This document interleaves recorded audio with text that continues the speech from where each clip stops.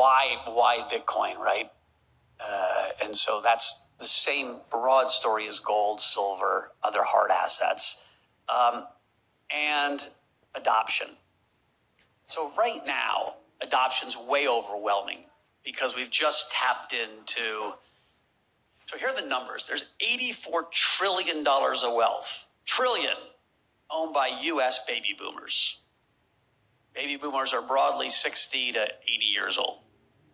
They are entering into their die-off phase. They broadly invest through registered investment advisors.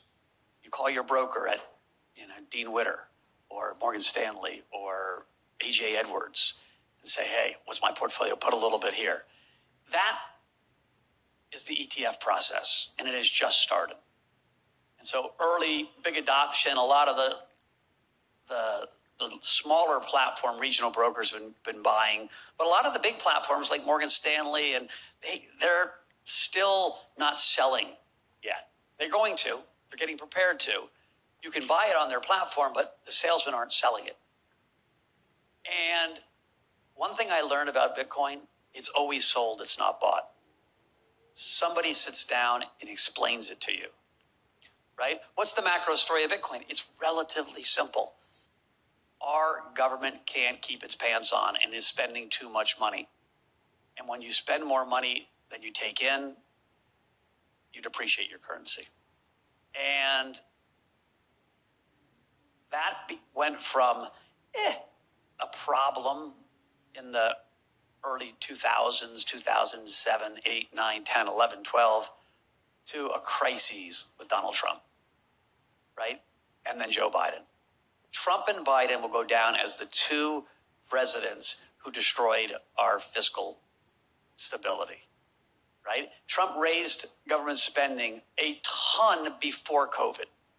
And then when COVID happened, it was, let the dogs out. Biden came in and said, now I've got this cover to run my progressive agenda that helped me get elected. And I'm doubly panicking on the COVID,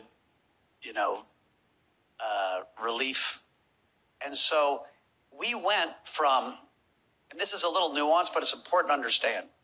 We went from a government that believed at our core that the federal government is allowed to spend 20% of GDP every year, and we try to tax 20%. My first job in life was working at the Office of Management and Budget under Ronald Reagan, 1984.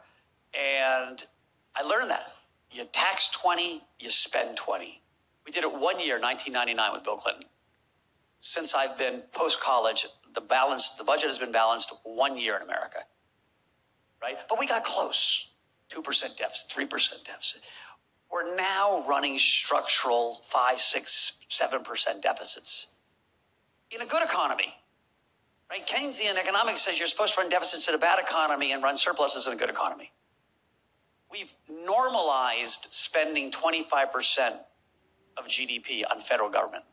That's this year's budget, next year's budget, the following year's budget. That happened like this. It happened between Trump and Biden, and that's insane. If you take the Congressional Budget Office's predictions, which are always rosy, right? They always are more optimistic than they should be. In 25 years, it has debt to GDP at 250%. Like, that is a recipe for housing prices going higher, Bitcoin going higher, gold going higher, silver going higher. And until you see a government, both Dems and Republicans, that say enough, we are going to go back to a Simpson-Bowles balanced budget amendment. We are going to cut spending from 25% back to 18 or 19%. Bitcoin is going to keep going higher. What about